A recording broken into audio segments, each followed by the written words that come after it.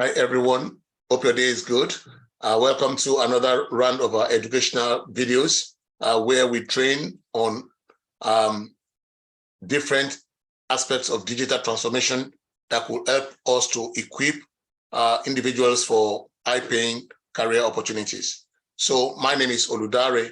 I will be leading the training today on behalf of Digital Careers Academy. Right on with me. Areas that we intend to cover tonight, we have introduction, JIRA overview, how to sign up for JIRA in case you're new to it.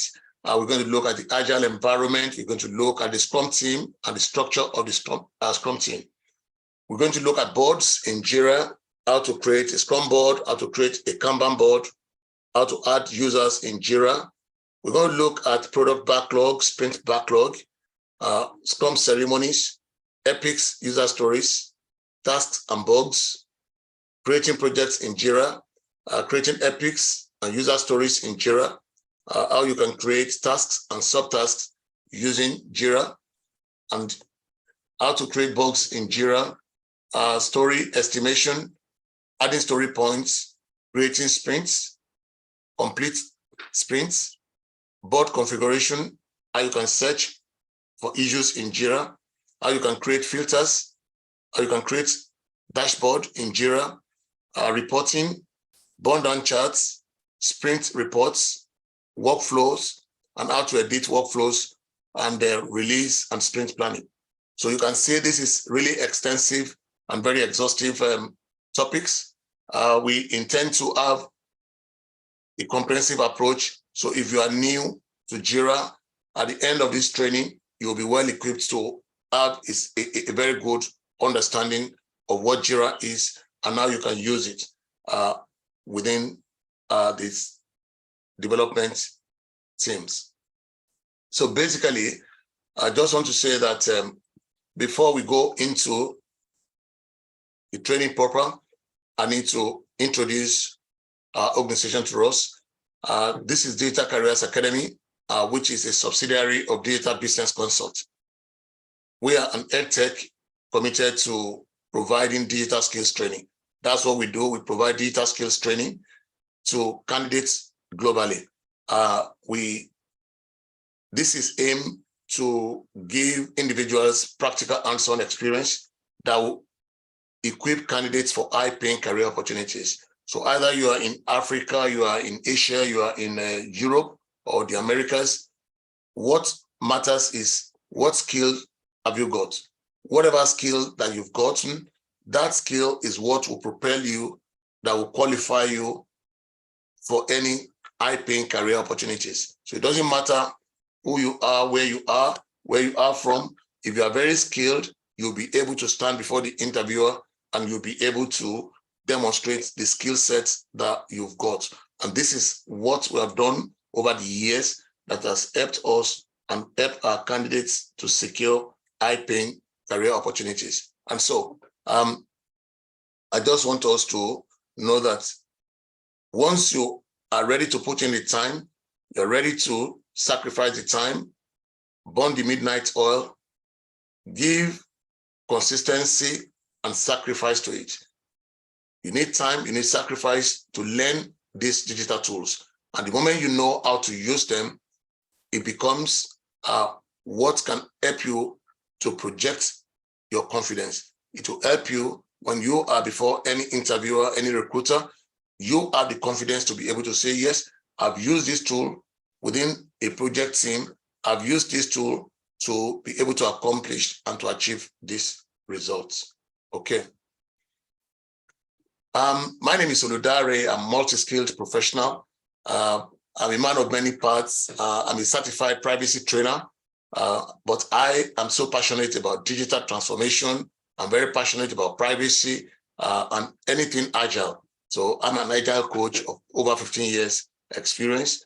I provide training and support and guidance to individuals and organizations. One thing about me is that I'm very passionate about resource development. I just want to develop people. I just want people to learn new things, new technologies, which will help to lift them out of the current situation they are. So if you are doing a job you don't like, if you are doing something you feel, I wish I can improve myself. One secret is that you need to develop your skills. Once you develop your skills, this will help to project you to where you want to be. It will help to lift you up to where you want to be. One thing that is very important is that you may complain from now to tomorrow, it won't change anything. But the day you decide that, look, I will do what it takes, I will make that change, I will start to learn, commit time to it. It takes sacrifice, it takes time, it takes commitment and focus. And once you are ready to do this, the sky is your limit. So I have different aspects of my expertise: data protection, digital business transformation, product management, and agile coaching. I'm the founder of Digital Business Consult. The academy, the Digital Career Academy, is a subsidiary. So enough of this now. Let me go on to our business of the day. So basically, we are looking at JIRA. We are looking at JIRA, and JIRA is a project management software. It's a project management software by Atlassian. This is a tool that is used globally. It's used globally with the twin products Confluence. The two of them are you see them. You move from one to the other. They are like two Siamese twins. You can't separate them. Confluence and JIRA, you can't separate them. They are two twin applications by Atlassian. They're used globally for planning, for tracking and supporting projects in various industries. So this is a robust software because it has so many functionalities, so much capabilities that you can highly customize it. It has great features to provide visibility of work. So when you are talking about JIRA, you are talking about a lot of boards, different boards. And these boards, just like Blackboard in the class, when you have a Blackboard, is to display for everyone to see. And so that's the same thing with JIRA. JIRA has a lot of boards. What these boards do is to provide visibility of the work that your team is doing to different stakeholders. Maybe you work in an organization, your development team, they are working on a particular project. Yes, the user, they can come to see what you are working on. You can share the board with them. Other heads of departments, other members of different divisions, they can see the work of your team through your board. So the board provides visibility of the work the team is doing, not only to the team members, even to external stakeholders. And it could be used to manage tasks. Maybe you give someone a task, you want to find out what is the progress on that task that has been given. You can be able to see, is the task still in to do, or is the task in progress, or is the task being reviewed, or is it completed? So you can be able to manage tasks using JIRA. Requirements, when you are delivering a product, there's so many requirements that the customer or the user wants. You can use JIRA to manage requirements, to estimate tasks, to be able to know when will this task be completed, how long will it, how much effort will be needed. You use JIRA to be able to indicate all this. You use it for reporting. Maybe you want to report to senior stakeholders to be able to say, okay, this is what our team was able to do, either through the different charts, the burn-down charts, the burn-up charts, different charts that will help to give an indication of what progress our team has made. So, and then for backlog tracking, you want to track our backlog. We want to know where are we in the backlog. When you hear the term backlog, I'm going to walk us through a lot of these terminologies as we continue this training. Then we want to look at product roadmap. We want to visualize it. We want to show it for everyone to see, or we want to look at our release planning. Okay, if we are going to deliver this product, how long will it take us? How many sprints are we going to take before we can deliver this product? So we can use JIRA to be able to lay out all this for individuals to see.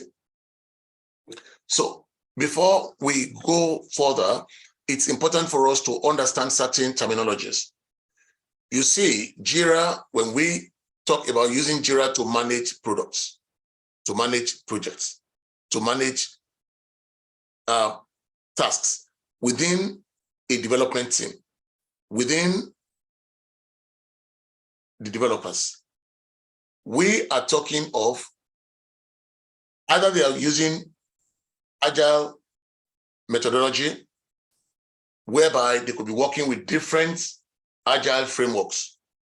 But let's assume we are looking at two specific frameworks tonight. We're looking at Kanban, we're looking at Scrum. So let me start with Scrum. Scrum is an Agile framework. It's an Agile framework that enables the Agile team. You know, Agile is about change and feedback. You know, the old approach of, the previous approach of getting things done, which is referred to as waterfall, whereby you have to gather so much requirements continuously. You have to have every documentation. You have to work with a lot of activities where the customer is not opportune to have a feedback, opportune to see what your team is even working on, because you are just gathering a lot of requirements from the beginning onto the end goal, which is massive and very comprehensive, in-depth documentation. That is waterfall approach. But with Agile approach, you are looking at how can we be responsive to the customer? How can we embed change? How can we embed feedback into what we are delivering, whereby we are not just documentation heavy, whereby we're just gathering documentation, writing up documentation, no. We are trying to work in a manner that would help our customer to know what we are working on, to have constant feedback, to be able to make a change when the customer says, look, I want this to change to this. Can we adjust this to suit this? With Agile way of working, we incorporate that feedback mechanism. We enable change. Customer can make change even late in development. Although this is not advisable because it may have cost implications and it may have time, it might need extra time. But despite that, we still enable the customer to make changes. Why? Because it is the satisfaction of the customer that is priority when you are working in Agile. And so Scrum is one of the Agile frameworks, just like we have Kanban. You want to wonder what is the difference between them. When you are working with Kanban, if that framework, you're working with Kanban, it means whatever your team is working on, it is having a continuous flow. When you're working with Kanban, you're working with a continuous flow, which means if there is no much of uncertainties, if there is no much of unknowns, whereby, for instance, if you are working along a conveyor belt type of a line, you're working in a line either in the factory or wherever, where what our next action is predictable, then you can use Kanban approach because you are just moving from one point to the other. You are moving from one point to the other. You are doing what is predictable. So if your work enables predictability, whereby there are not much unknowns, you are just doing the work, delivering it, doing the work, delivering it. It is more or less predictable. We use Kanban framework. And when you are using Kanban, Usually you will use the Kanban board. Don't forget, like we said the board is to give visibility to other stakeholders for them to know what we are working on. On the other hand, if we're using Scrum, Scrum is an agile framework that enables teams to define, plan, and execute and deliver their work in iterations. That is, they are working in fixed time intervals. Unlike Kanban, that is continuous workflow, Sprint has a fixed time interval. It could be 1 week, it could be 2 weeks, it could be 3 weeks, it could be 4 weeks. So when you are looking at the time interval, if it is 1 week sprint, that is the sprint, which is the fixed time interval. If it is 1 week sprint, you have to be consistent. You cannot have 1 week sprint. You cannot have 1 week sprint in this sprint, and the second sprint you want to have 2 week sprint, and the next one you want to have 3 week sprint. No. If it is 1 week sprint that suits what your organization is working on, you adopt 1 week sprint. If it is 2 week sprints, you adopt 2 weeks consistently. If it is 3 weeks or 4 weeks, but the time limit for a sprint is usually between 1 week to 4 weeks.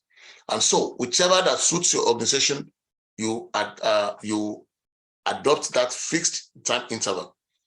And the beauty of it is that when you are working, when your work entails a lot of unknowns, when you have a lot of unknowns, you have situations that you cannot predict, you have situations that you have to brainstorm. If they say, what are we going to do next? Where are we heading next? We don't know. Nobody actually knows. Say, look, we will brainstorm, we will go and think about it, we'll go. Then if your work entails this type of thing, let's say you are delivering something you have never done before. That is what you want to deliver for your customer, and you have never done it before. Yes, it's proper to adopt Scrum, because it means you will be having it in iteration, in bit by bit.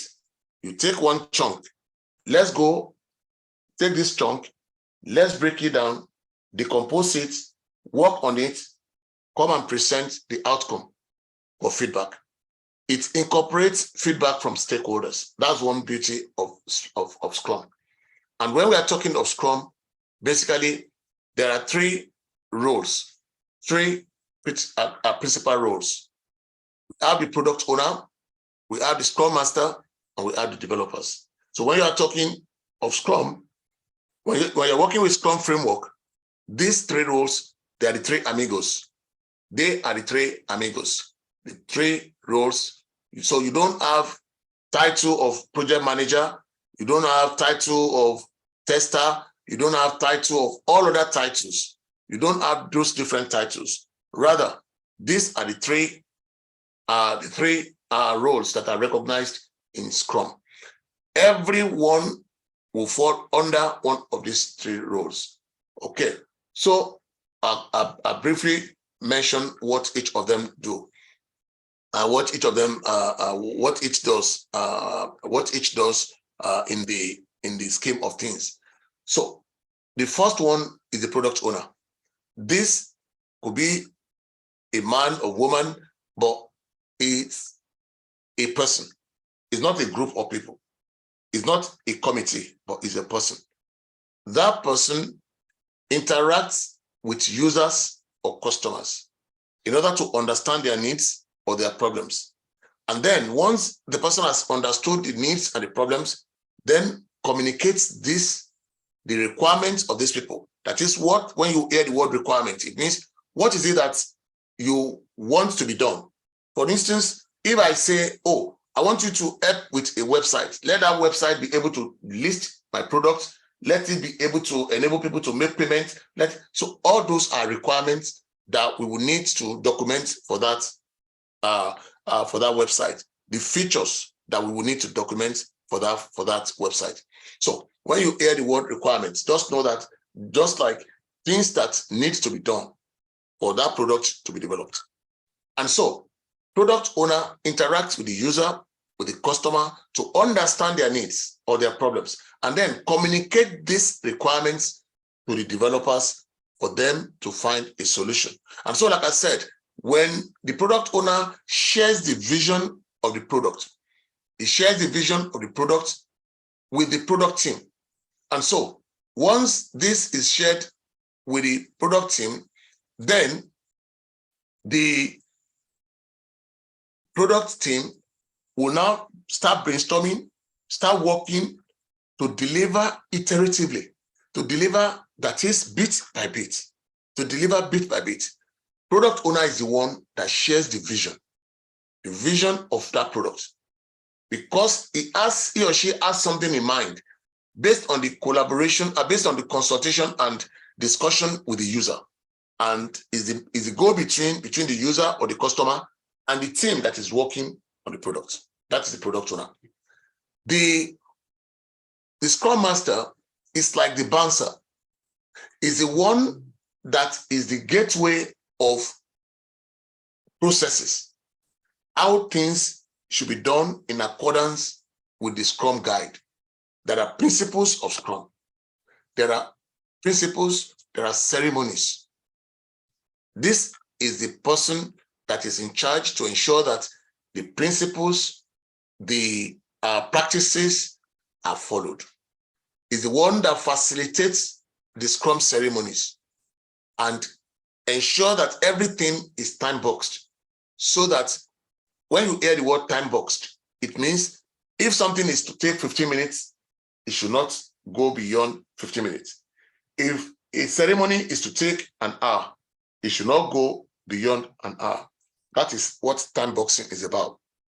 And the person, the individual that is responsible for this is the Scrum Master. He's the one that coaches the organization. He coaches the organization, coaches the team, coaches the product owner, coaches them in the way to adopt Scrum. Because if they adopt Scrum adequately, then the team will be much more effective. So, and is the one that removes blockers. When you hear blockers or impediments, when you see things that are challenges, things that are problems, for instance, if I want to carry out a particular task, and that task requires that I need a database, but I don't know how to develop a database, how to build one. Maybe it's Mr. A or Mr. C or Mr. F that knows how to build, but is not available, is out of office for the day. It's a blocker, because I can't proceed with what I'm to do until Mr. A or Mr. C comes back from his outing and builds that server for me. So the Scrum Master is the one that works to remove impediments or blockers. Anything that is blocking productivity is a role that ensures, if you need to go and visit another department, if you need to go and consult somebody else in another department in order to remove that hindrance for your team, that is the role that is working to remove this type of impediment or challenges on the part of the team. And we have the developers. The developers, they are every other role combined. Everyone that does one thing or the other towards the development of that product. And you are not a Scrum Master and you're not a product owner, then they categorize you as developer. Either you are UX, UI, you're a programmer, you are the database analyst, you are the business analyst, you are the marketing analyst, whatever your role, so long as you are embedded with the development crew, so long as you are creating value, you are adding value towards the development of that product, you are categorized as one of the developers. So it doesn't mean that you have to be coding. When you hear the word developers, it doesn't mean that you have to be coding. No, it means you are adding value in your specific line. Are you a marketer? You are adding value in marketing. Are you a UX graphics designer? You are adding value in that realm. Are you a tester? You are adding value in that realm. And so all such individuals that is a member of the product team adding value together, they are all called developers. So when you are looking at the Scrum team, it consists of those three roles: product owner, Scrum Master, and developers. Okay. I have this diagram that I made recently to explain this concept. in such a way. Don't forget, we are doing all this so that when you are using JIRA, you'll be able to understand when they are talking about sprint backlog, when they are talking about daily Scrum, sprint review, they're talking about different ceremonies. You will not be like, what are they talking about? No. And so that's why we decided to bring a comprehensive knowledge of Scrum to somebody that doesn't know about Scrum. And if you know about Scrum, it's a refresher course for you as well. So this is our Digital Careers Academy. This is our Scrum Framework. So when you see in the Scrum Guide, we observe that the Scrum Guide starts from the product backlog. And we realize that a lot of people don't quite get it. How do we arrive at a product backlog? Let me see if I can make this bigger so that, yes, good. A lot of people don't understand how do we just get to product backlog. And that's why I realized that, okay, let me see if I can break it down. So I made this from scratch. I made this in such a way that, okay, if we have an understanding of this from the beginning, then individuals could be able to get a better grasp of it. And so when any customer or user says, I want a product, oh, I have a challenge, can you assess it, analyze it, and bring a solution? Maybe we are using a particular software, but we are having a lot of challenges with it. Can your team come out with something that will alleviate our pain points, that will remove the headache we're having? It could be that, oh, we need additional functionality, or we need whatever thing that is it that we need, that now help us to get the desired result that we need. And this is how we have these requirements, features of a product, functionality of a product. It could be a technical work we want to do. We will be hearing the term epics, user stories, tasks, use cases, defects, research. All these are terminologies you'll be hearing if you are new to it. And let me quickly explain some of them. Requirements. We're looking at what are the things you want this product to be able to do. What are the issues you want resolved? Whatever. We list them out as requirements, as features, which are the unique capabilities of the product, the functionalities, what you want that product to be able to do. For instance, if you are in a car, the window being able to go up so that rain does not beat you is a functionality of that car. The steering is a functionality. It turns the car to where you want it to go. Do we have some technical works? Do we want to set up a server? Do we want to configure the networks? Whatever technical works we want to do. All these are items of work to be done. So every work that needs to be done for us to achieve our ultimate product, they are items that we put in the product backlog. Whatever thing it is. Oh, you want someone to help you design a landing page to a website? If that is the case, throw it into the product backlog. Or you want someone to be able to get out a feature of a product, you throw it into the product backlog. So it's a virtual box. It's like a virtual basket that everything that needs to be done, because teams are not just working for fun. They are working to deliver a result. So everything that they need to do to achieve that result, to achieve that goal, is ultimately a product backlog item. It could be use cases. It could be maybe you want to draw a use case diagram. Maybe you want to prepare a task. You want to you need to break down a chunk of what needs to be done. All those things are product backlog items. Defects are software errors. If you have something that each time you click on that thing, your computer shuts down, that's a bug. That's what we call defects. It means there's something that needs to be fixed. Or maybe your team needs to carry out some massive research.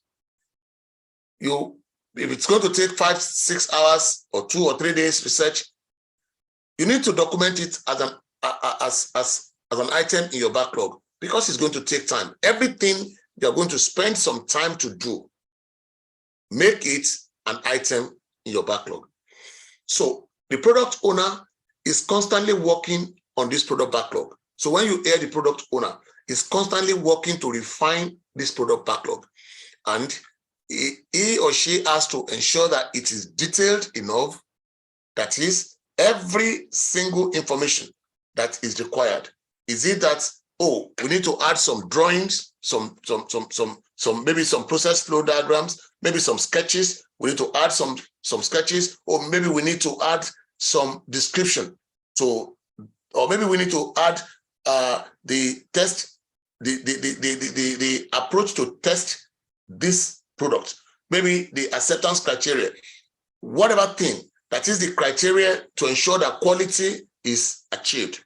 That is your acceptance criteria. Everything you need to do in order to be able to test the product you are trying to deliver.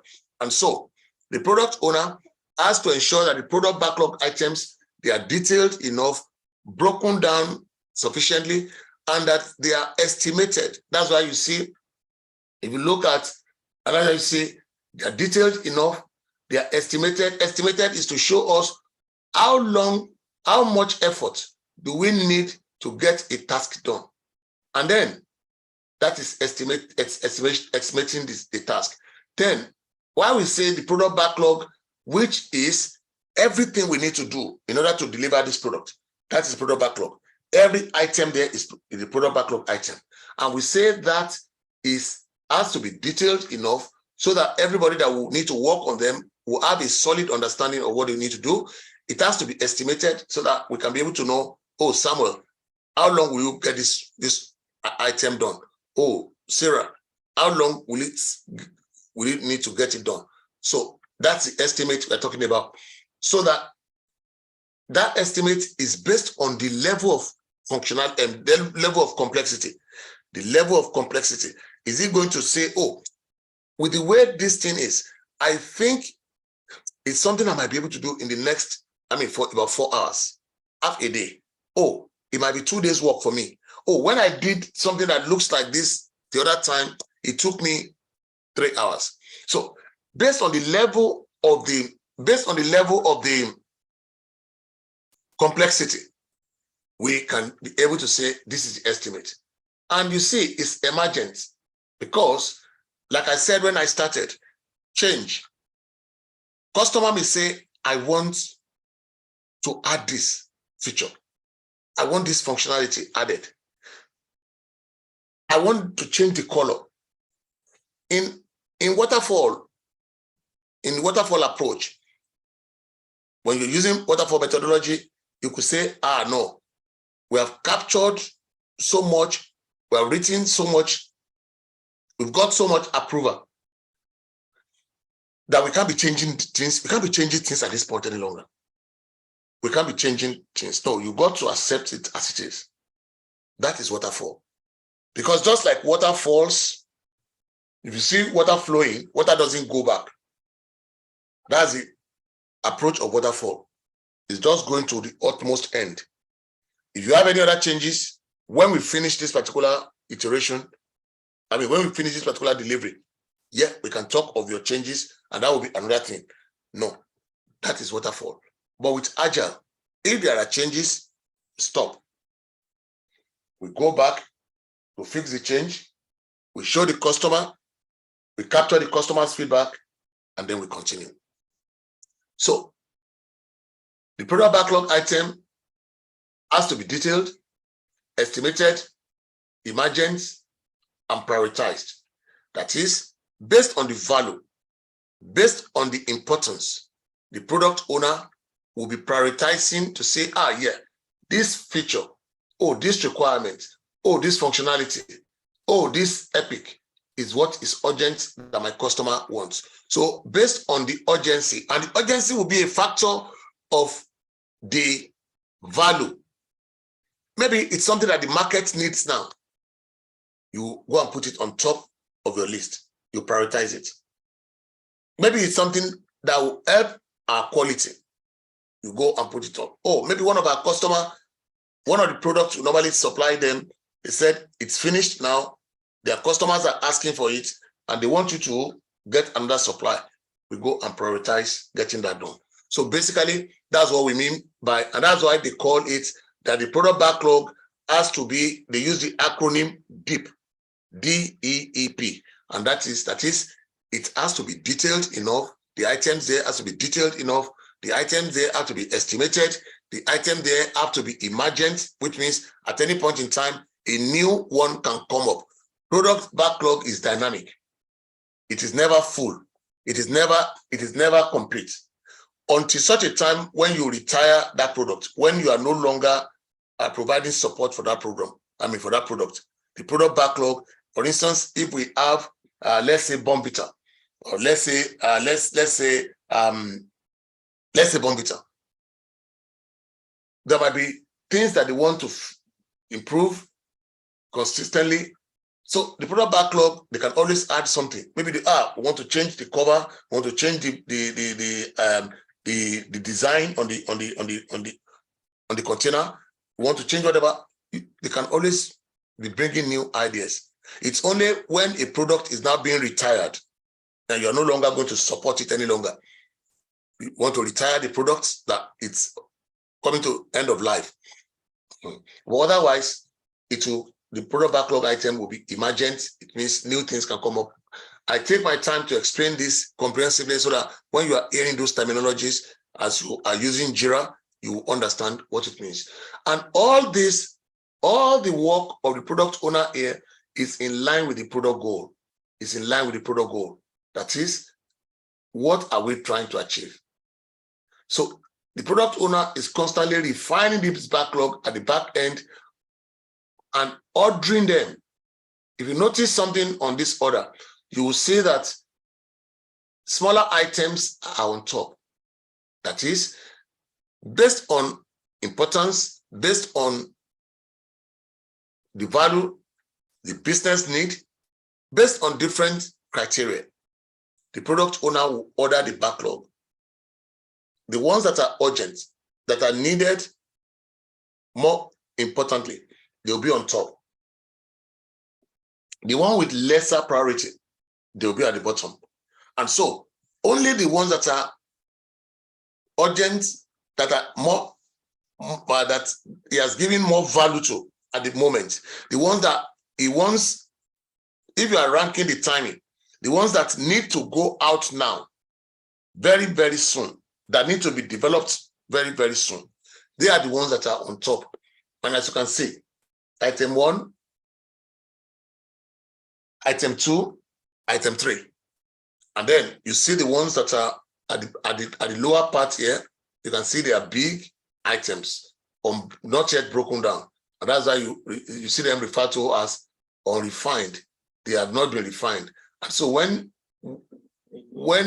the product owner ordered the product backlog items in this format, getting the ones that need to be pushed out, getting them on top, and then making sure that they have all the details that will make the developers to understand the tickets that need to be delivered. Don't forget the developers, like I said, they are the team that is actually doing the work. The product owner goes to meet the customer or the user to go and capture requirements, to go and collect, this is what this person says he wants. Comes to the product team, that is the one that will do the work. So the product the developers, they are the ones that do the work. Whereas the Scrum Master is the one that is maintaining the process, maintaining the practices of Scrum, maintaining the guidelines and the practices, that everything is going according to plan and time boxed. So that takes me to the product team. The product team, like we said, consists of the product owner, the Scrum Master, and the developers. And so there are, I mentioned the word ceremonies earlier. There are these four ceremonies. The first one is the sprint planning. When you are kicking off the sprint, the first event is the sprint planning. That is when the team, they gather together to say, hey guys, out of all the items that the product owner has ordered and prioritized, how many of them can we handle as a team in the next sprint? Don't forget, sprint is the cycle of work, that fixed interval that our team is going to work. So at the sprint planning, the team goes through items in the backlog and select based on their capability, based on the importance, based on the value, based on what they can finish within the sprint. You know, I always say, don't bite more than what you can chew. And so, from the product backlog, from this entire product backlog, the team selects. Don't forget the team, the people that are doing the work are the developers. The developers select what they can commit to finish, what they can commit to deliver during the sprint. If it is these 5 items that they can commit to, so be it. So they will say, these 5 items are what we can deliver during this sprint. And so, once they select this, they will attach a goal to keep them focused. We call it the sprint goal. They will attach the goal just like we have the product goal. For instance, so that we can know, we remain focused. To know that our sprint goal is so that we can work on registration features for this website. Oh, so that we can work on payment gateway for this website. So basically, once the team have selected what they want to deliver, then every day the team will be working together. They'll be working together. They'll be working together. And as they are working together, every day, don't forget, if it's a 2-week sprint, every day in that 2 weeks, they are having this event that we call daily Scrum. When they are working together every day, is a 15-minute stand-up. We call it daily stand-up. It's a 15-minute event, or you call it ceremony, is the same thing. 15-minute ceremony that enables the team to be able to have feedback from members of the team, how far work has gone, how much value have you added to this team. And so it's a stand-up event where nobody sits down. They all stand up. And so when they stand up, they give that update of what each person has done. The format is that you give account of what you have done. And then when you do this, each person will be aware. Don't forget I mentioned visibility. So that everybody is aware of what the other person is doing. It's about team accountability. It's about team accountability. And so that one is 15 minutes event every day. At the end of the sprint, if the sprint is 2 weeks, at the end of the sprint, we have the event called sprint review, whereby is where the team showcases what they have delivered in line with the definition of done. That is, in line with the acceptance criteria, in line with what the customer has required. So we call that increment. So that when the team gather together, the team showcases to the stakeholders what they have worked on. And so the increment has to meet the definition of done before you can call it the increment. If it doesn't, if there's any piece of task that does not meet the definition of done, then we return it back to the product backlog. And so once, don't forget, in the sprint review meeting, it's not only the team. We have the developers, we have the stakeholders, users of the product, different managers from different parts of the organization may come into all those enable us to come together and get feedback on what we as a team we have done. Usually, if it's a 1 month sprint, it's an event that is for 4 hours. But if it's a 2 week sprint, then it is a 2 weeks event. And then once everybody has finished and they've gone to their various places, then the team now come together and carry out the event called retrospective, sprint retrospective, which is where they look at self-reflection. How did we perform in the last sprint? How did we perform? Did we do very well? Did we have all the tools that we need? Do we have all the tools that we need to use? If we don't have all the tools that we need to use, what do we do? Did we interact very well with ourselves? If we didn't interact very well with ourselves, don't forget, a team that is not united can hardly achieve any result. And so the team in the retrospective, that's where they do the self-assessment. Each person, they look at how did I perform? How did we perform as a team? And so that could be a 3-hour meeting if it's a 1 month sprint. Otherwise, if it's 2 weeks sprint, it will be a 1.5 hours meeting. Basically, sprint retrospective is the team, they look inwards, while this sprint review is for the stakeholders to be able to give a feedback on what the team has done. So after the retrospective, the team goes back to that first event, sprint planning, and the cycle continues.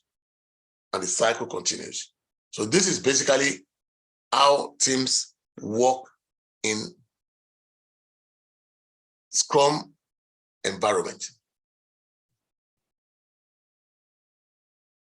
Feel free to let us know how this is, if you enjoy it, if you enjoy and get value from what we are sharing. Try to like our videos, subscribe and follow us. Subscribe and follow us on YouTube if you like what we are sharing. We are an EdTech platform. Our mission is to share knowledge, to train and coach so that people all over the world, candidates, individuals all over the world can acquire the right skill that will help them to land high-paying jobs all over the world. Because you are going to work with different developers, different product teams all over the world. And so it's very important to have these skills.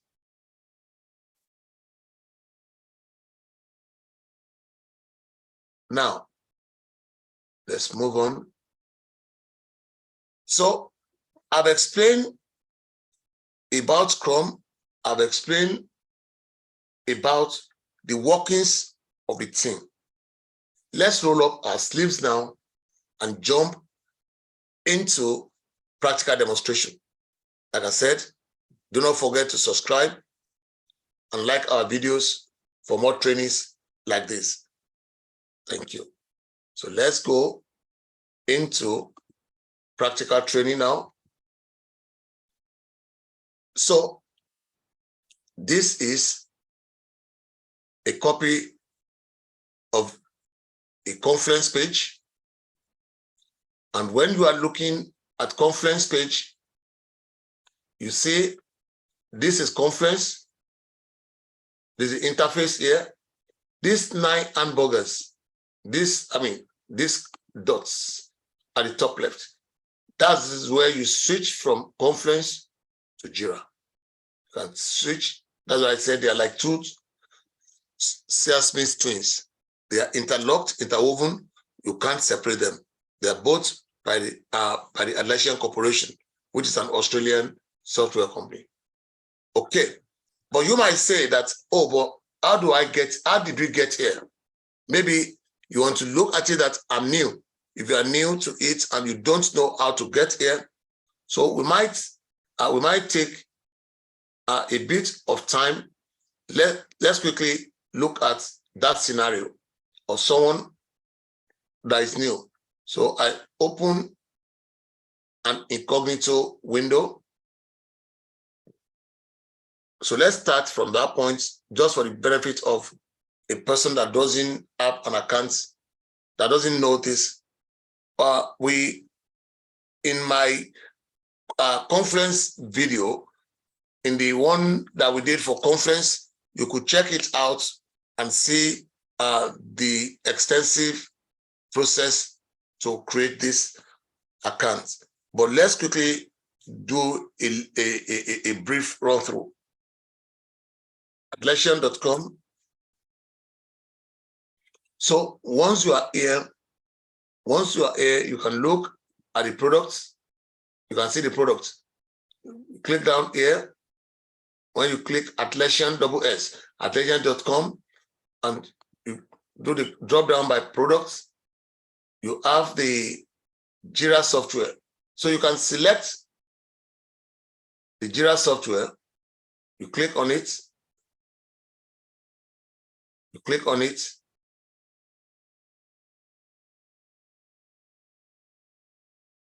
And next have this. As you click on it, if you notice, it's asking you get it free. It's a single source of truth.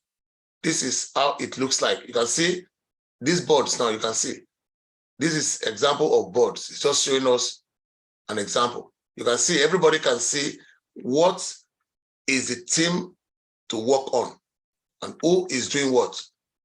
That visibility is the benefit of JIRA. So JIRA and Conference are two Atlassian products. So you can see it enables the team to plan, whereby they break the big ideas down into manageable chunks across the teams with what we call user stories. So let me talk about the concept of user stories, because you'll be hearing the word user stories and epic. When you have, let's say, you want to develop a website, and registration for that website is huge. A lot of things are involved to develop registration capability. So registration could be an epic. Epic is that big chunk, registration. And now you need to break down the big chunk to smaller sizes. You break it down to what we call user stories. User stories are expressed from the user perspective. User stories are expressed from the user perspective. That's why we write user story in the format of, as a user, you mention a specific actor. I want to do certain thing so that I can achieve a benefit.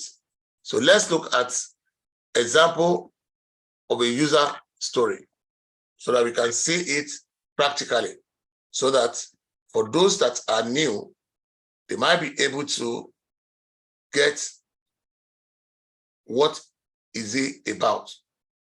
Okay. So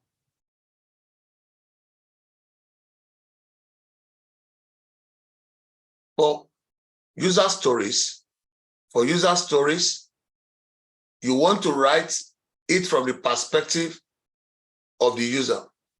That is, you are saying, let me bring up one picture from the web.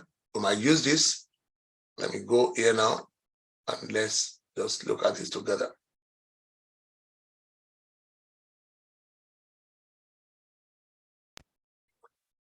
You see, user story, because you'll be hearing the term user story, is when you break down epics to user story, and you break down user story to tasks.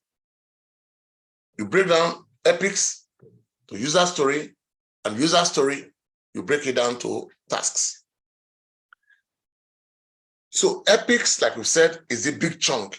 Like if you are building a website, a part of it that is called registration, the part that is called login. You want to log into the website, product listing, privacy, all those cookies and stuff, they are huge. Payments, are they paying by card? Are they paying by transfer? Are they paying by cash? Whatever. Payments is a huge part. And so those are all epics. The big chunks, they are epics. You break the big chunks, you break them down to user stories. You break the big chunks, you break it down to user stories. And the user story, you break it down to tasks. I just want to say that user stories should be in a format like this. As a role, don't forget, we write user story from the perspective of the user, of the person that will benefit that thing that you want to deliver. So if it's a student, let's say, what's the role? As a student, what do you want to do?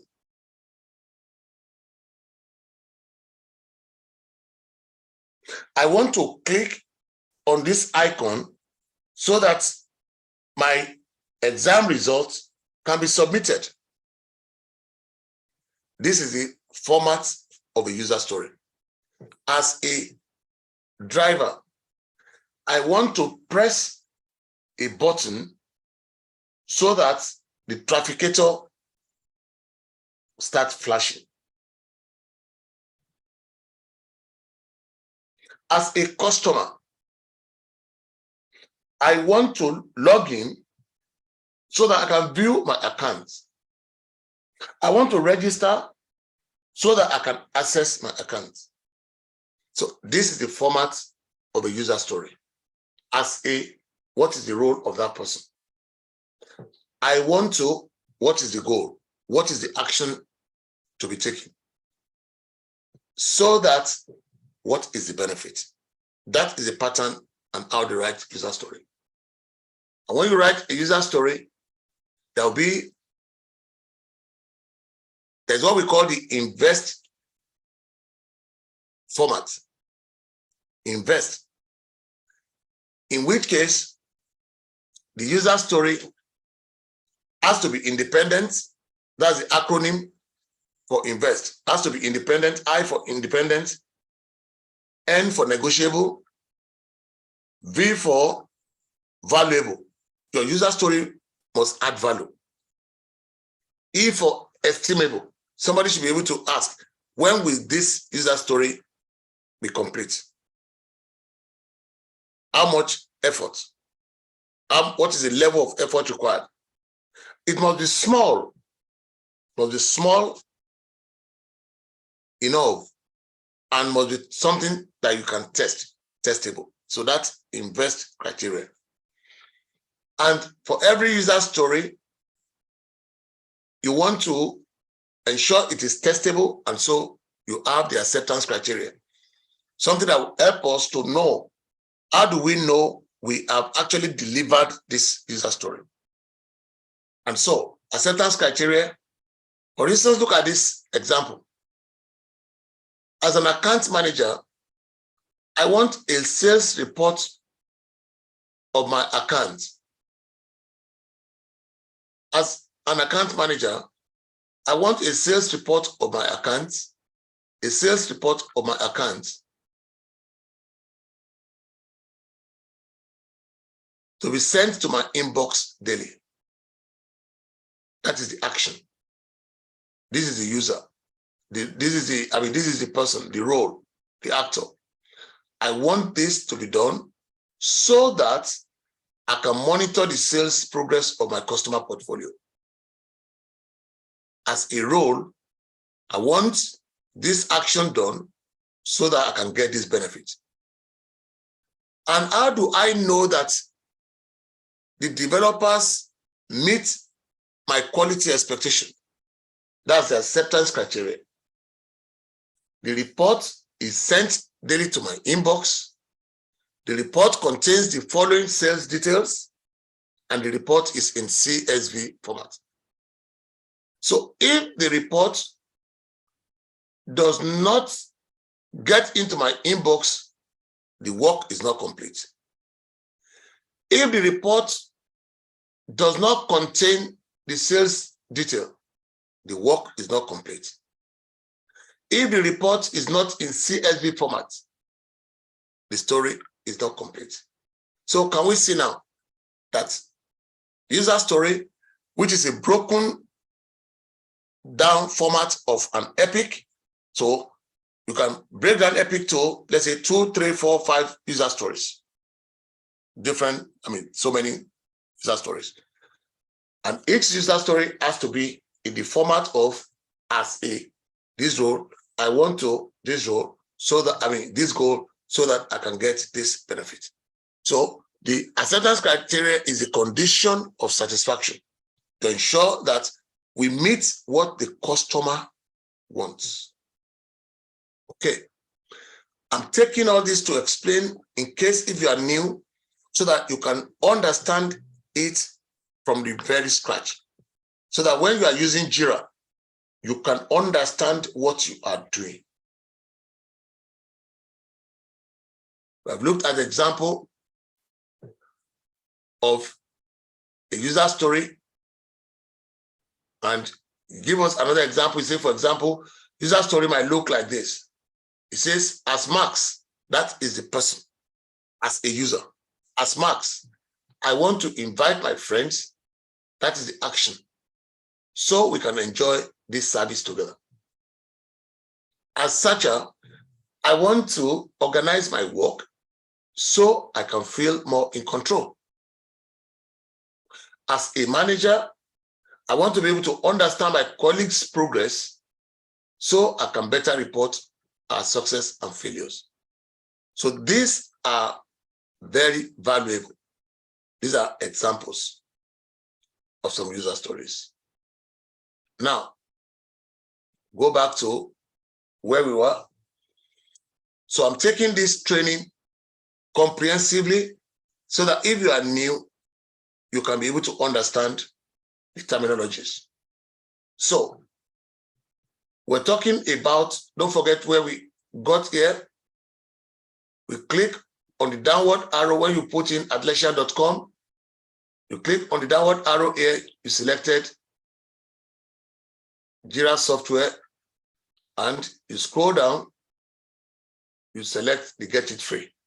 That will enable you to be able to get the software. And like I said, the software is to plan, track, release, report, and automate tasks that will lead to development of a product. It breaks down big chunks into user stories and issues and tasks. And as you are breaking it down, you are populating it into the backlog. And the team, once they are broken out the backlog items, once they are ready, that is the diagram that will explain each of the tickets to the developer. The acceptance criteria, is it ready? The description, is it ready? Those things are the things that are going to make your ticket ready to be picked. That's what they call definition of ready. You have put all the things that will help someone that want to work on it to be able to work on that ticket. And so once it is now in development, they can work on it, test it, review it for customer feedback until it is resolved. So like I said earlier, we have Scrum board, we have Kanban board. And if your board is to track bugs, then it will be a bug tracking board. Okay. And basically, you now click on Get It Free here. Don't forget, we have selected JIRA software. You now select the Twin Application Conference. You select, you click it only once. You click only once. So which means you have now selected JIRA. You know, that was the first one we selected.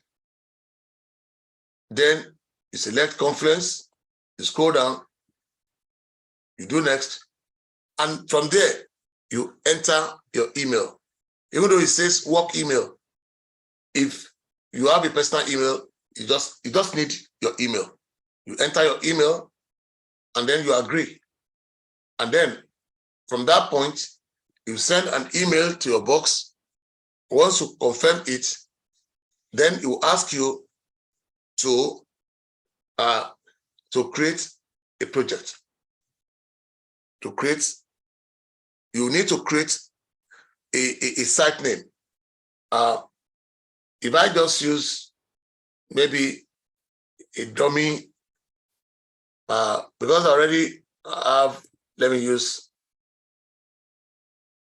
support at digitalbusinessconsult.com. Let's assume I use this. It says the account already exists. So that's the point. An account exists on this. So if I use, let's say, info at, let's say, this account, I use this, and then I click agree. It will send an email to that account so that I can go and check it and validate it. And then the next step, you see, it has sent that email. But I mean, this is just, I already did a video on these extensive steps so that we don't, if you watch my other video on conference, it explains this completely. But let's see if I could go into here now. Let me look at, let me pause this so that we can bring up the info and I'll confirm it, and then we can take it from there. Let me just pause this video for a second.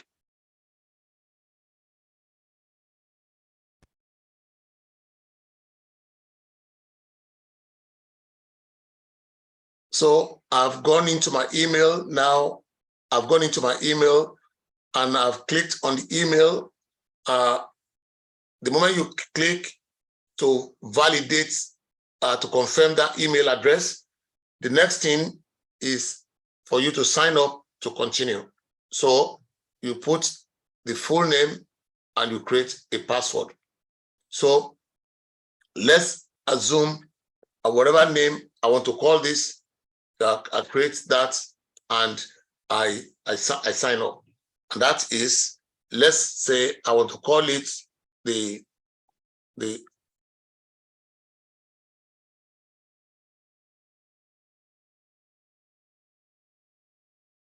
info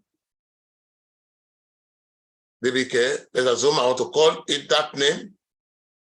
This is just a demonstration. And then I'll give it any password that I want. That make sure it's a password you can't forget, and then sign up. He wants to know it's not a bot, so select all this for verification. There are cars there. Yeah, I think it's okay. And that's it. That's how you sign up. That's how you sign up. Now, he wants to know, now I've signed up with info at Data Business Consult. He wants to know, okay, what's the name of my site? So at this point, you need to indicate your site name. So I might call this either practical demo or practical training. I might want to call this practical training.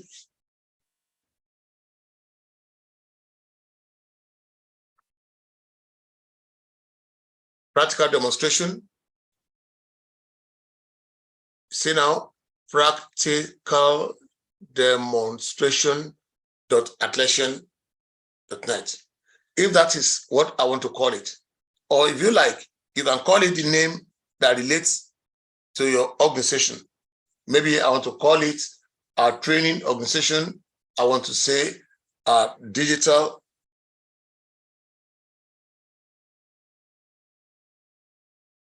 data careers academy. If it doesn't exist before, yes, that site is already taken. So because that site is already taken, I can now add anything to it. It's up to you, but make sure there's no space. So I want to say, okay, digital careers academy demo. So you see, it's accepting that now. So I want to call the site name, just like a website, just like you say www.google.com. That will be the website name. Okay, so I want to call this for this demonstration, Digital Careers Academy Demo.atlassian.net. And once I agree, Digital Careers Academy Demo.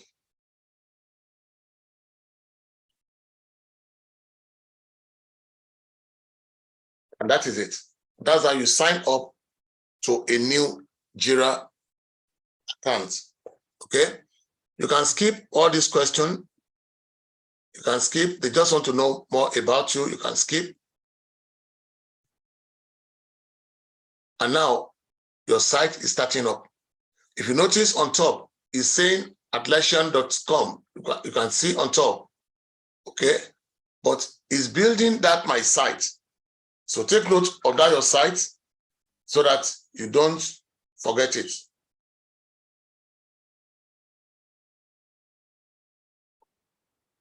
Info, that was the one I used. And it's building that for us. Let's hold on.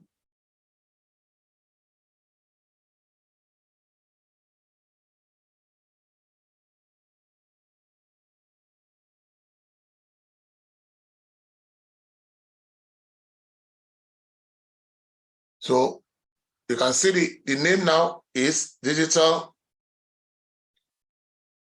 Careers Academy Demo.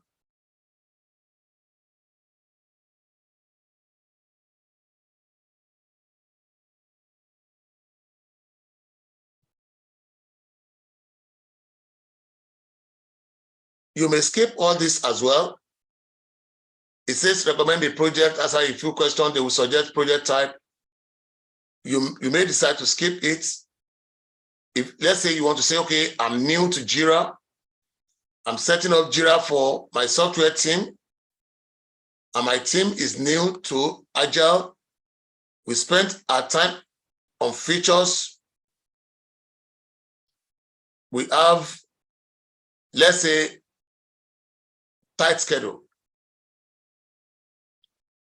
And next. It's up to you. You can skip and you can, it's up to you, guys. So what do we want to call it? Give it any name. We want to call this, because this is, let's say, e-commerce. That's the name of your project. Let's say we want to call it e-commerce demo. E-commerce demo. That's the name we want to call our board. Our project. This is the project now. You are creating the board.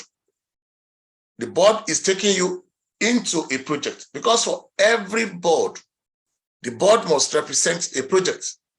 So the project is e-commerce demo. What are you working on?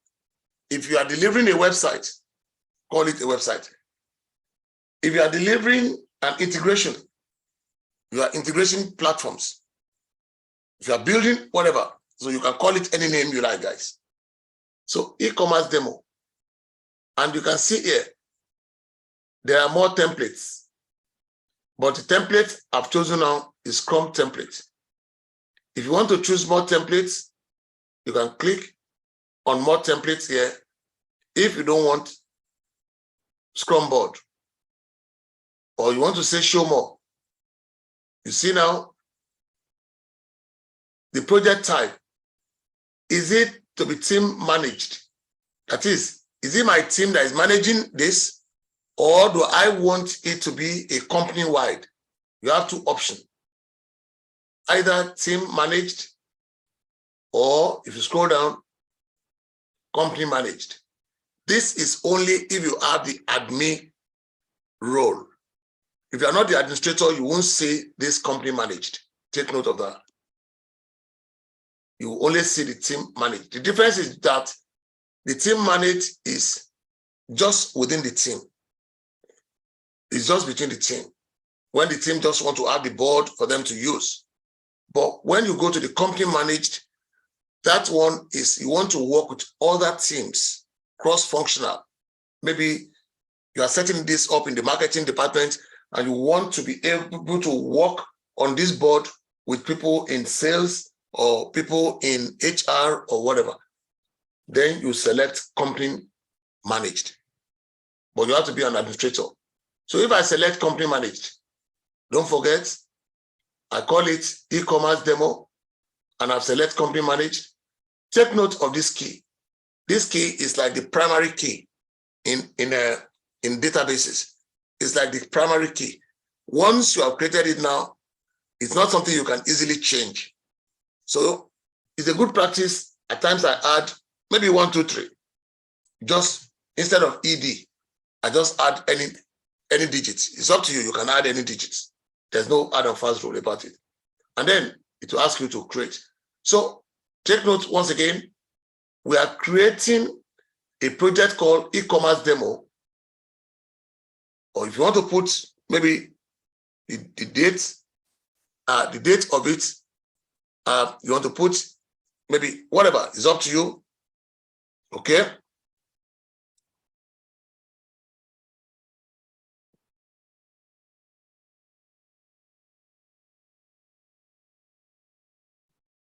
So it's up to you, whatever you want to do.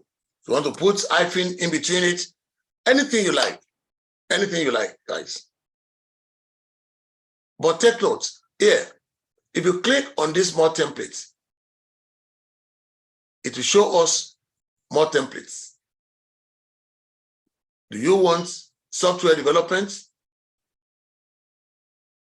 Do you want different other templates? Oh, maybe if it's Kanban you want. Oh, maybe if it's bug tracking, that's what it's talking about, other templates. So I can right click this. I can, let's create this that we're creating. This is our Scrum board. It has gone back to team manage. Let's go back to company manage. And then we set ED 1 to 3. So just for you to see, there's no, you can move, you can play around here. There's no problem, guys. So let's create. So Data Careers Academy Demo. That is the name of our site. That is the name of our site. It's asking, do you want to integrate with other tools like Microsoft, other platforms like Microsoft Teams, Slack, and stuff? Let's say we just want to skip this.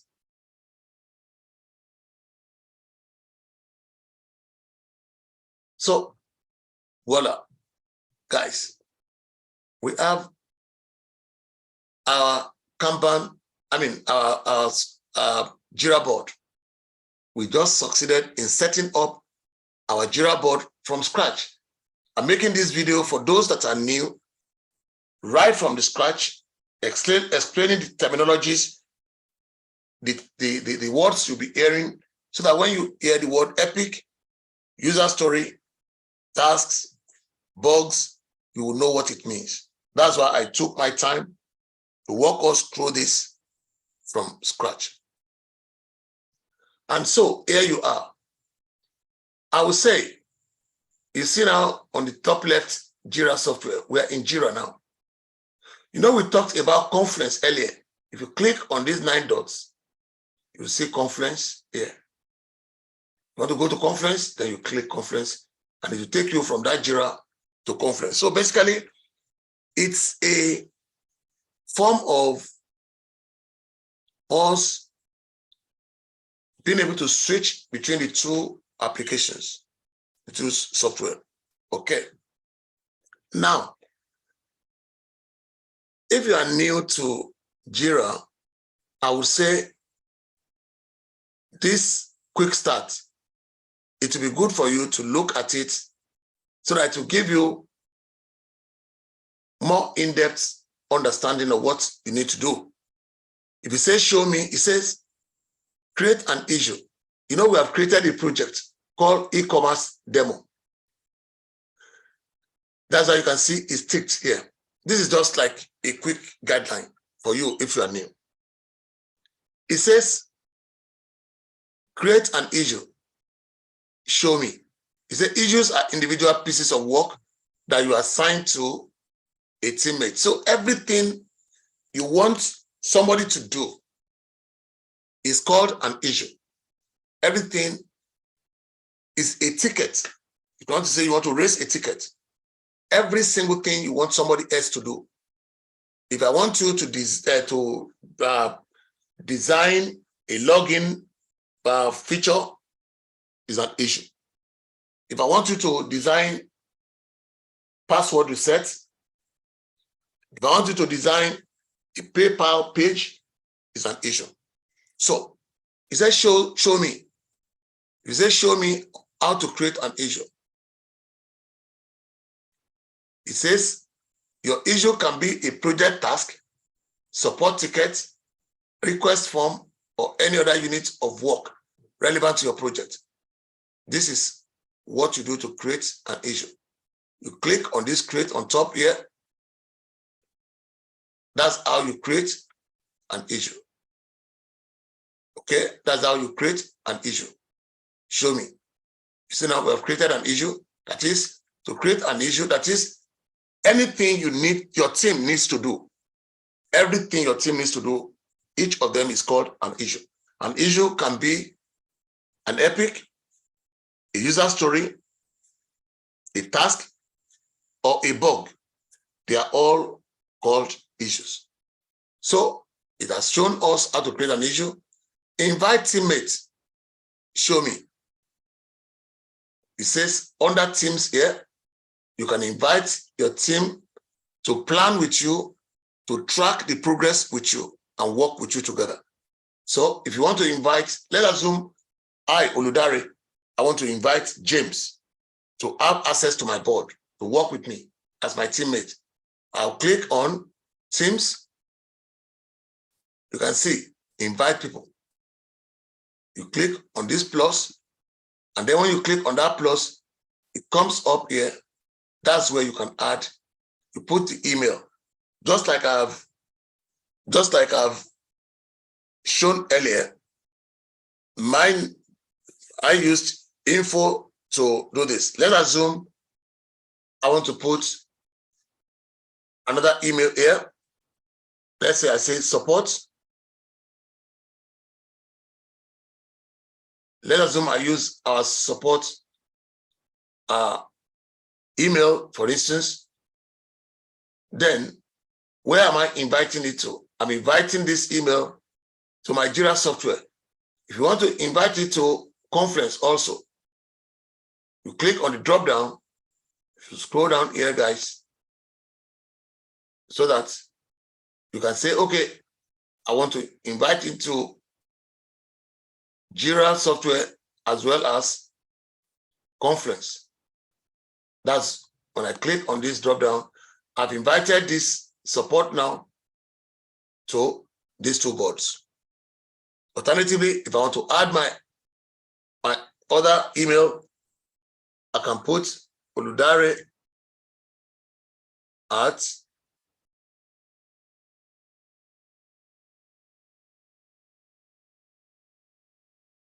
I can put this and say, okay, invite these two guys onto the board. You see now it says, invite them to JIRA and conference.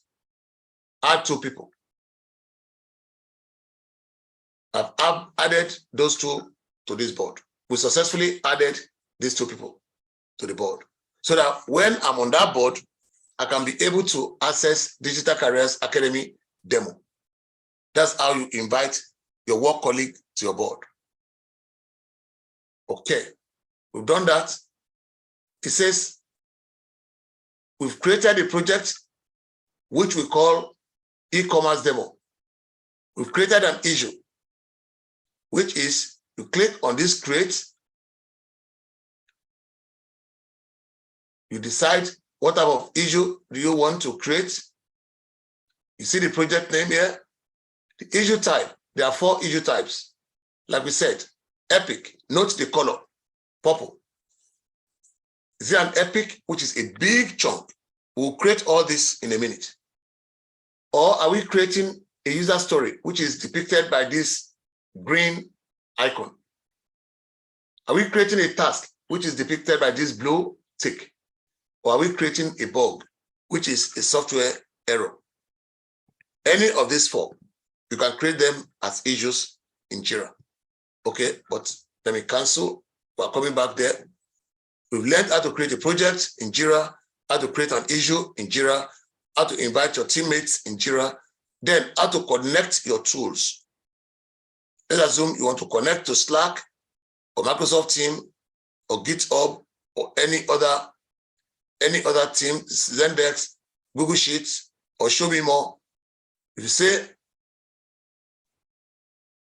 how to connect, show me, you see, you do go and click under the apps here. You click under the apps. You will now explore. Is this Slack you want to connect to? Is it whatever? And you can explore more apps, but that's not where we're going now. In case you want to add, you want to connect, integrate them to your JIRA. Okay, enough of that. In case if you want to have it on your phone, get the mobile app. If you get the app, it will generate the link and it will send the link to your phone. If you get the app, you see it has opened it up. That link, you can send it to your phone so that you see, so that you can download it as well. You can go onto your marketplace, your apps market on your phone and search for JIRA. And you can have JIRA on your computer, you can have it on your phone, and then you can be able to continue work anywhere. Okay, that's to have it on your phone so that it will synchronize both what is on your phone. Don't forget, it's a cloud application. You don't need to install JIRA. The server version is different. What we are dealing with is the cloud version, the cloud version, which you don't need to install anything. And the same thing, you can get it on your phone freely as well. You go to your apps market, or you send this link that you want to generate, you send it to your phone, whichever. Okay, well, let's go back to where we were. So we have learned basic things. We have talked about the Agile. What is the Agile? We've talked about a few things. We've looked at JIRA overview, being a project management cloud tool. We've looked at how to sign up for JIRA. We have looked at Agile environment. We have looked at the Scrum team and the structure of the Scrum team. We are looking at boards in JIRA. We have created a Scrum board. We are creating a Kanban board, which is just the same way we created a Scrum board. The only difference is that we will select Kanban. So we have added users in JIRA. We are going to look at the product backlog now, and then the sprint backlog. We have already considered the Scrum ceremonies. We are looking at epics, user stories, and tasks. We have created a project in JIRA. We are creating an epic now in the next 1 minute, and user stories. So that will mean a great portion of our agenda has been covered tonight. Okay, so let's create epics, user story, and tasks. Now, before we end this session, let's create that. Now, you see the crate that you see on top here. That's what you use to create those issues. Don't forget, we call them issues, just like we say they are tickets. You know, to create a new ticket, create a new issue. Everything that you will need to work on to deliver the project you want to deliver is an issue in JIRA. Take note. And don't forget, JIRA is a board that is for visibility, to give you visibility on what your team is working on. So you can notice here now, there is nothing here. No to do, no in progress. Why? You are under active sprint.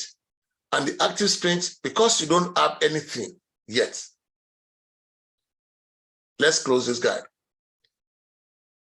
You don't have no task, nothing created yet. Okay. You can X out this quick start. To reopen it, select your profile icon, then open quick start. If you are looking for any extra support, you can click on this question mark for help. Okay. Now, so that we can have ample space, that's why we close those guys. You are under active sprint now, but we don't have a sprint. Because we don't have a sprint, don't forget, a sprint is a work cycle. But we don't have anything we have selected to work on. We have not even started our sprint. So no sprint yet. Okay. Now, go to backlog. You can see our backlog.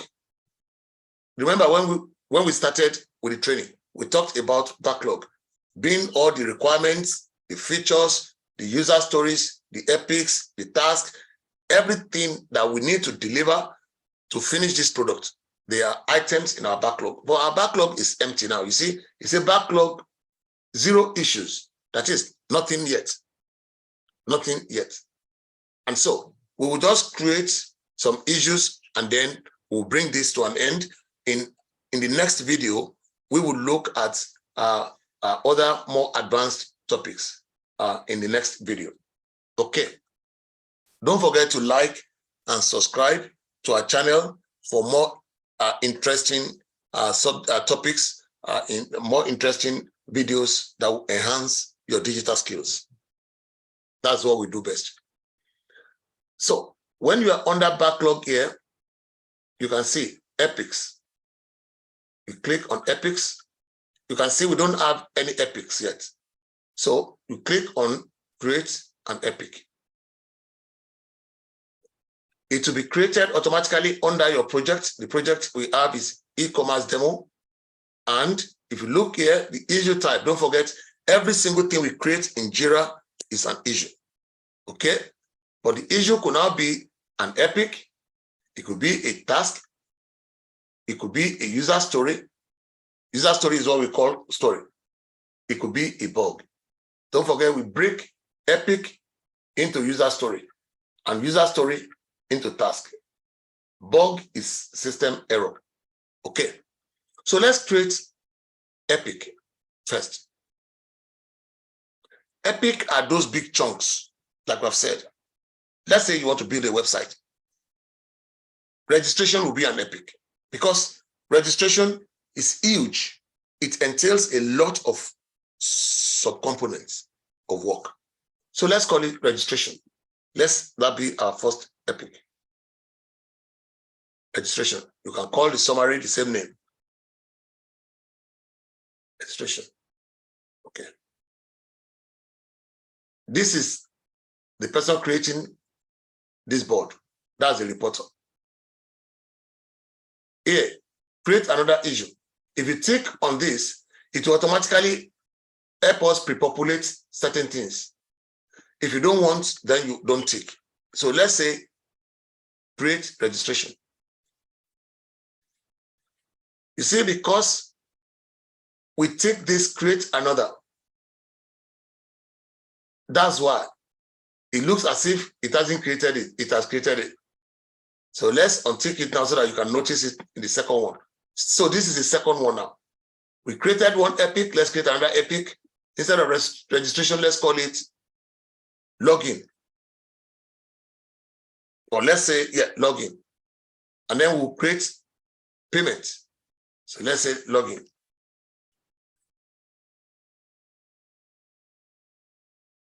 Still being created by info DBK. You see, it say one issue already created. Let's say create. That'll be our second issue. Okay. If you look at it now, you created two issues. And you can see them. Registration. So scroll down here. Login. Let's create a third one. Let's call it payment. Let's call it payment. So create epic again. Your project name will be here. It's an epic you want to create. I want to call it payment. It's a good practice to make your epic capitals so that you stand out. Payment. Then the description, you can put it in small. Payments. Now, let's create. So we have three epics. Okay? It says view issues. If you want to view it, you can click on view issue and it will load it. This is that payment. But to go back, click on backlog to see everything we've created. The three epics we've created. So this is how you create epics in JIRA. Okay. So as you can see, we can't see it now. It looks like, where are the things we created? Click epics, you will see them. You can see, you can close this. You can close this so that you can see them all lined up. Registration. So if you want to see more of it, then you can, if they are cascaded now, if you want to see more of it, then you can take it that way. So registration. Registration is an epic. Don't forget we said you break down epic to user stories. So let's break the registration epic to user stories. Don't forget the format of our user story either as a student, as a pilot, as a driver, as a teacher, as a whatever. I want to do one action. I want to press a button so that the door can open. Okay. Now, you see under registration, it says create issue in Epic. Don't forget, we clicked backlog first to get here. We click on backlog. Then let me refresh.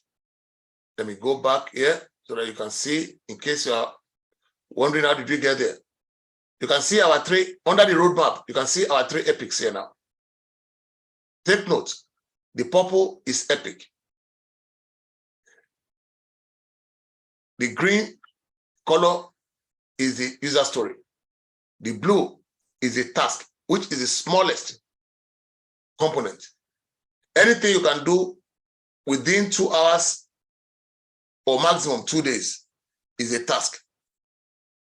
Is a task. You break user stories down to tasks. Okay. So these are our epics. Click back to backlog again. Go to epics. So under registration, let's create an issue under this registration epic. So create issue in epic. Don't forget, epic is the big chunk. We already have an epic.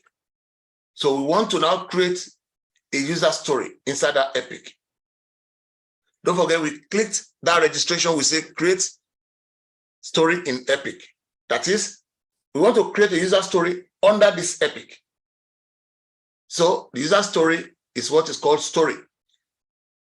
The status is to do, because we've not started doing it. There are different statuses. See, we have to do, we have in progress, we have done. That is, anything your team is to do, they are yet to do it. You leave it as to do. That's the status. Anything that somebody has started working on, it's the one that is in progress. Anything that has been completed successfully, that is the one that is in done. Okay, that is the status of work. So this will be in to do. Don't forget, we want to create a user story under our registration epic. So let's say, as a user, as a customer, let's say we are dealing with a bank. As a customer, I want to register. What is the benefit?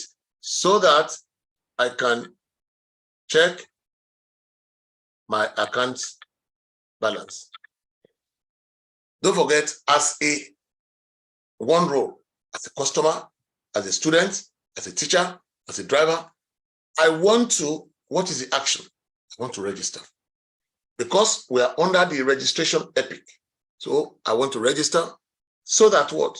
So that I can check my account balance. We're going to go into all these details later. All these components, what it means. Component is just like components, like a subsegment of something. That's a component. And learn to, you see, we don't have any components yet, so don't worry, we'll explain all those later on.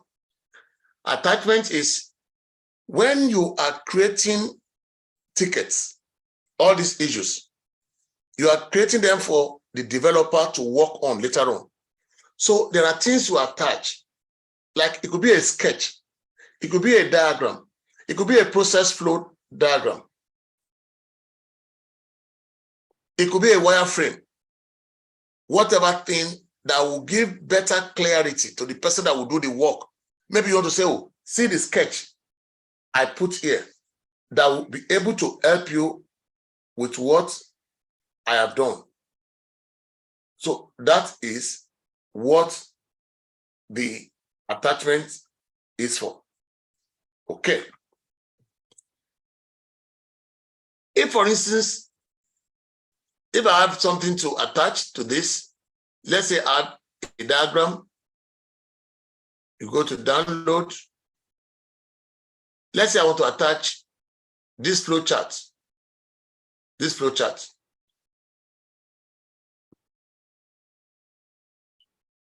So you see, I've attached a flow chart tutorial. that when the developer will see the flowchart, they will understand. They will understand what I'm trying to do. And so I've attached something under this description. As a customer, I want to check my account balance. That's the user story. Let's copy it to that, to our description.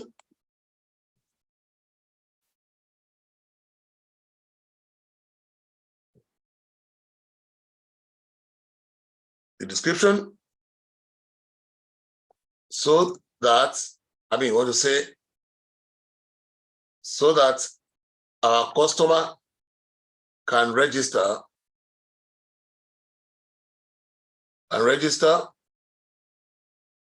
in order to check. You're just putting the description in order to check account balance. Okay, at least to check account balance. Anybody that sees this will understand what it means. Okay, so our customer can register. Okay, that's what you are calling your details. Now, there's one additional thing for user story. It has what we call acceptance criteria. So under the acceptance criteria, that is don't forget, when we were here, I think one of you here, he said acceptance criteria, the condition of satisfaction. You see the acceptance criteria here. What are the things that must be done to confirm that this work is finished?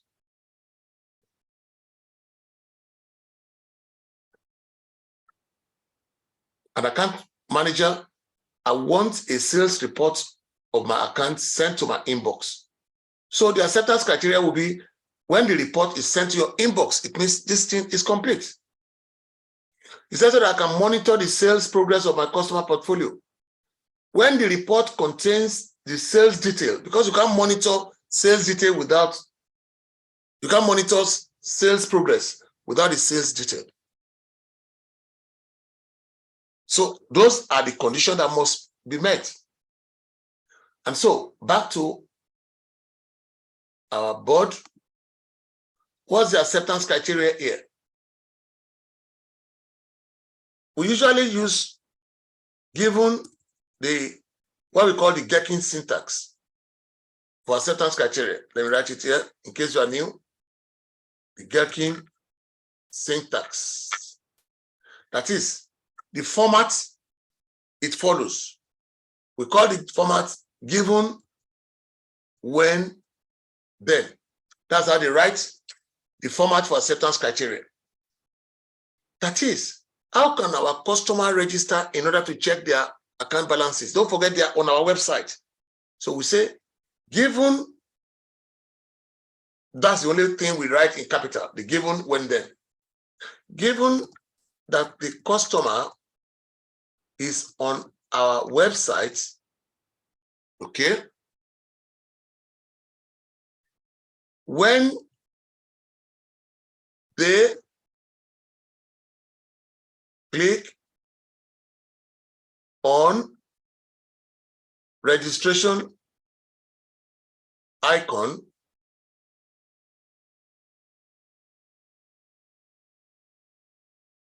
and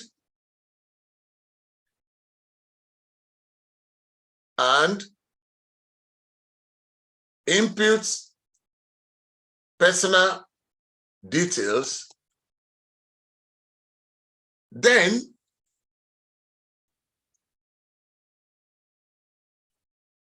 system should create an account which system should create an account and customer can check balance. So as you can see now, we have added different conditions. One, you can put this in capital if you like. You can put this acceptance criteria in capital, in bold, I mean. You see now, this is just like Word document. Given that the customer is on our website, when they click on registration icon and input personal details, then system should create an account. Don't forget, this is a user story. I've attached some things to it. We'll create components in later on. Okay? You've seen the reporter, you scroll down. This is saying the reporter is the person that creates the ticket. In this case, it's me now, sign in as info DBK. In your own case, it will show your name. I just use one of the company emails to create this. Linked issues. Do you want to link this issue? What is the dependency? What is the interaction? You want to say, maybe if it relates to, or is blocked by, or duplicates, usually you might select relates to.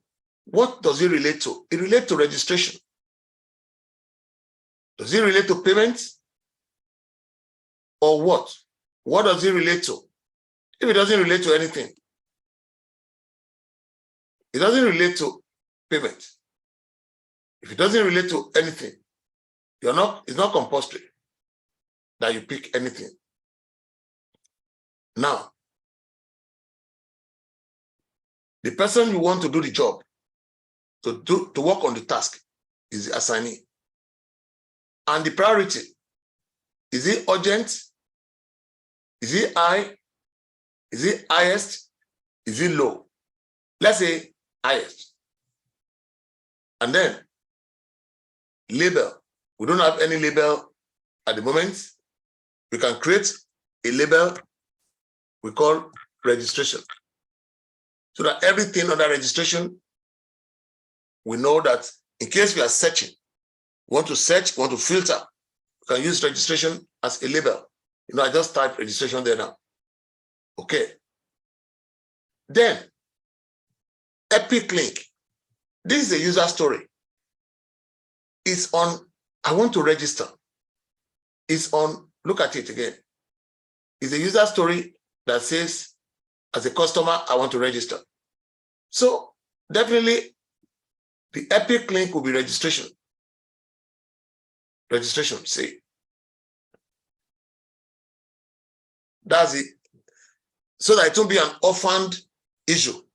You want it to be related and connected to what it consists, what it pertains to. Pertains to registration. And so, we can't select any sprint because we have not started any sprint yet.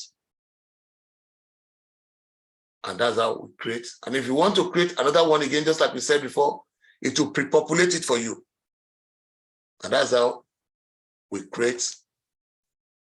That's how we create an issue. And you can see now, you've created an issue. You may refresh your browser so that it will be populated.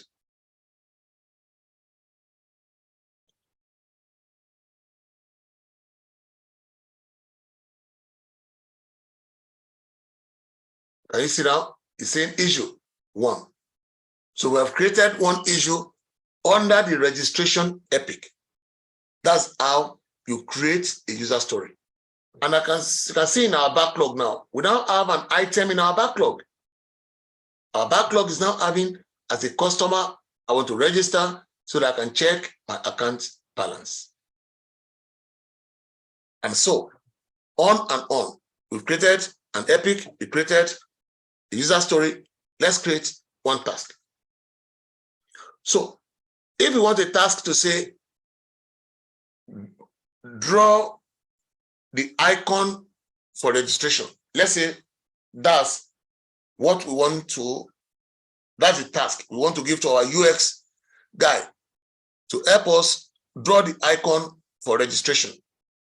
So we come in here, create issue in this epic because we are still under registration epic. Or you can click on the create issue here as well. There are more than one way to do it. You can click on create issue here. You can see it here. When you click create issue, what we want to create is a task, not another user story. So click on the drop down and select task. Like I said, we can create issue in Epic here, or we can come here and create. So we want to say design registration logo, icon. That's the task. Say a new task. That's the task. Task is the one that has the blue tick. The green one is user story. So you enter. You can see it's already created. You can see ED123, which is e-commerce demo. That's what it's called. Don't forget the ID that we used when we started this project, when it gave us ED, but we added 123 to it. That's what you keep seeing here. Whatever ID that you gave it when you created your project. So now we have a user story, we have a task, we have an epic. Let's create a bug, which is the last one. Like I said, you can click on create a task here, you can click on create an issue in epic here. There are so many ways you can create an issue. You can even create it with the one that is on top here. It's the same thing. Create. See, create an issue. It's the same thing. So we want to create a bug. We've created a user story. We've created an epic, a user story. We've created a task. Now let's create a bug. Bug is system errors. Don't forget, all of them are in to-dos. Summary. I want to say system shutting down. That's the summary. No component yet. The description. When I click on Mozilla Firefox browser, system shuts down. That's the problem you encounter. And you want to say, this is what you observe. This is what you observe.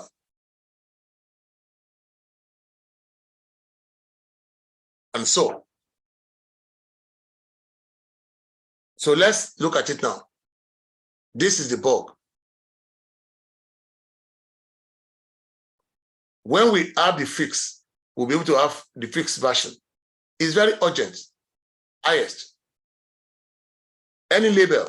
Did we create any label? I think we created registration. So we identify it with registration.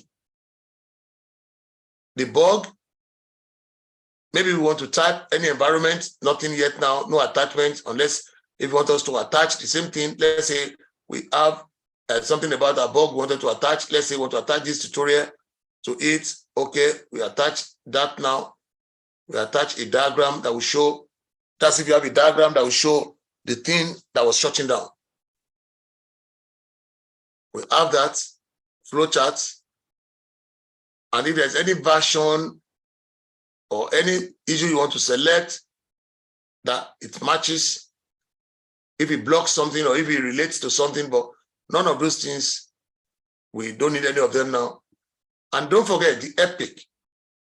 Maybe that connects to registration because it was during registration that thing was shutting down.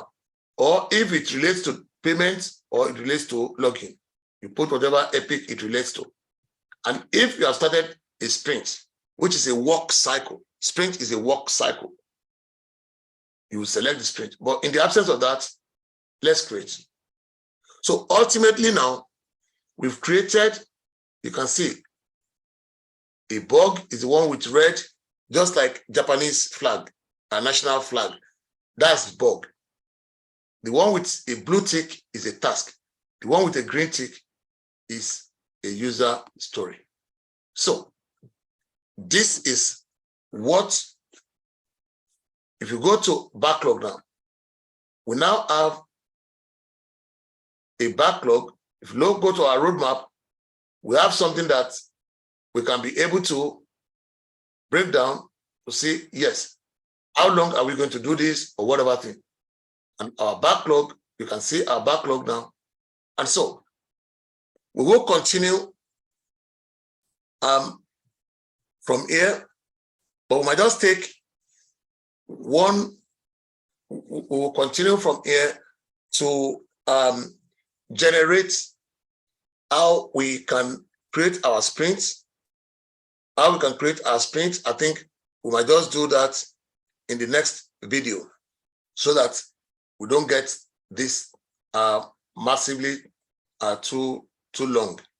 So that we will go into, don't forget, all those topics that we talked about. But for tonight, we've done all the things that we explained in all the things we explained when we started. We had all this sorted now. Introduction, JIRA overview, how to sign up for JIRA. We demonstrated that. We talked about the Agile environment, the Scrum team, the boards in JIRA. We spoke about the various boards. We created a Scrum board, showed the Kanban board, adding users in JIRA, product backlog, we've shown it now, sprint backlog, how we are selecting some items out of the entire product backlog to what we want to finish this sprint. That is what we call the sprint backlog. You select what you can finish out of the product backlog into what you can handle this sprint. That's your sprint backlog. We talked about the Scrum ceremony. Don't forget the Scrum ceremonies. Sprint planning is where the team say, this is what we want to work on. We select the items we want to work on. We identify a goal to say, this is the goal for the sprint. We kick off the sprint. During the sprint, we have daily stand-up every 15 minutes. I mean, for every day, in 15 minutes, we have the daily stand-up. That is daily Scrum. And then at the end of the sprint, we have the sprint review, where the stakeholders, they all gather together to review the work of the team. That is our sprint review. And that takes 4 hours if it's if it's a 4-week sprint. That event takes 4 hours. But if it's a 2-week sprint, then it takes 2 hours. And for information, the sprint planning takes 8 hours if it is for a 4-week sprint. The sprint planning takes 8 hours. But if it is for a 2-week sprint, then it will be half. That is, it will be 4 hours event. So all these events are time boxed. They are time boxed. And then after the sprint review, we have the sprint retrospect, where the team review their conduct, their interaction, their tools, their processes. And that one is 3 hours. It's 3 hours for a 4-week sprint. And if it is half, then it will be 1.5 hours. Okay, those are all the ceremonies I just run through again. We've created epics, user stories, and tasks and bugs. We've created projects in JIRA, created epics in JIRA, user stories, and tasks using JIRA. So basically, we've covered all that we set out to do in our JIRA tutorial part 1. As you can see, it is massive. It's a lot of things we just covered. And so, just before we go, I just want you to know that this is part 1. We will go on to part 2, where we would cover additional topics, which are here. We would create more bugs. We'll estimate our user stories. We'll estimate them. We explain the estimating techniques. We will explain that. We will add story points to them. We will create sprints. We'll complete the sprints. We'll configure our boards. We'll show us different ways to configure our boards. We want to search for issues. You want to create filters. These are the things. So watch out for our next video. We'll create dashboards, reports, burn down charts, sprint reports, workflow, and we'll edit those workflow and we'll see release and sprint planning. Those are things we'll do in the next video.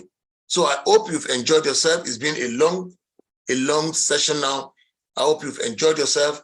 These are skills that if you have, you can work with development team all over the world. Either they are based in India, they're based in Norway, they're based in China, or they're based in Canada or Lagos, or based in Ireland. These are the tools, the skills that if you have it, you are a person that can work globally, remote. You can work remotely anywhere and work and contribute to a product team. So thank you very much, everyone. Once again, it's been my pleasure working with us. This is Digital Careers Academy, a subsidiary of Digital Business Consult. We are educational tech platform that is committed to providing digital skills training and practical hands-on experience. We want to equip candidates for high-paying career opportunities. Don't forget, you can follow us. On LinkedIn. You can see Digital Careers Academy, DCA, that's our LinkedIn, and our website, Digital Business Consult, that's our parent our company website. You can check some of our courses and our programs on it. And if you want to follow us on Instagram, feel free to follow us, Digital Business Consult, and you can follow us on Digital Careers Academy on Instagram. So I hope you've enjoyed yourself. Looking forward to our next video where we would handle the items that are in the second segment. Thank you very much, everyone. Don't forget to like and share our video with your friends. Don't forget to subscribe to our channel. Looking forward for more videos of valuable topics that can help us to develop our skills. From here, it's my pleasure. Thank you, everyone. God bless and good night.